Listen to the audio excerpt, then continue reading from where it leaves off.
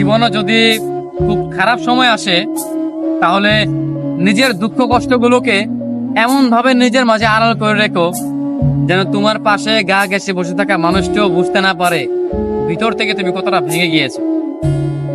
কখনো যেন সে বুঝতেই না পারে তোমার ভীষণ মন খারাপ, তাহলে সে তোমার মন আরো খারাপ করে দিবে। সে যেন বুঝতে না পারে কোন এক অনাকাঙ্ক্ষিত ঝড়ে ঝরে গিয়েছে তোমার জীবন বৃক্ষের সবুজ একটি পাতা, সে যেন বুঝতেই না পারে তুমি ভিতরে ভিতরে ভেঙে গিয়েছো, এটা যেন সে বুঝতেই না পারে। অতঃপর নিজেকে বোঝাও, শক্ত হও।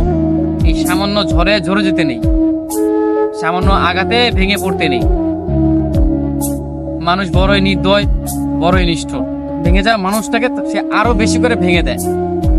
তুমি যদি মন খারাপ করে কাউকে কথাগুলো বলো তবে সে তোমাকে আরো ভীষণ করে ভেঙে দিবে। যদি খুব বেশি কষ্ট হয় তবে একা একা কান্না করো, দরজা বন্ধ করে একা রুমে নিজের কান্নাগুলো নিজের সাথে শেয়ার করো, নিজের দুঃখ কষ্টগুলো নিজের সাথে শেয়ার করো। তবুও কোনো মানুষের কাছে না যাও, কোনো মানুষকে তবুও না বলো যে তোমার ভিতরে ভিতরে কেমন কষ্ট হচ্ছে, কি সেই অনুভূতি, সেগুলো তুমি মানুষের সাথে শেয়ার না করো। কারণ মানুষ বড়ই নির্দয়, বড়ই নিষ্ঠুর। তারা ভেঙে যাওয়া মানুষগুলোকে না বাঁচিয়ে উল্টো তারা আরো বেশি করে ভেঙে দেয়। কারণ তারা জেনে যায় যে এই মানুষটা কেন কান্না করে, এই মানুষটার কেন এত দুঃখ, কি নিয়ে তার এত যন্ত্রণা, মনের মাঝে সুখ নিয়ে কেন, সেই জিনিসগুলো দিয়ে তারা এই মানুষটাকে আরো ভেঙে দেয়।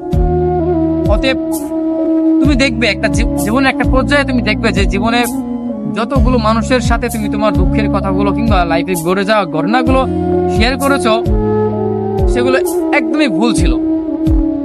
নিজের কাছে নিজের দুঃখ কষ্টগুলোকে জমা করে রাখো, যতই কষ্ট হোক। কান্না করেও কান্না পাচ্ছে নিজে নিজে কান্না করো, কাউকে দেখানোর প্রয়োজন নেই।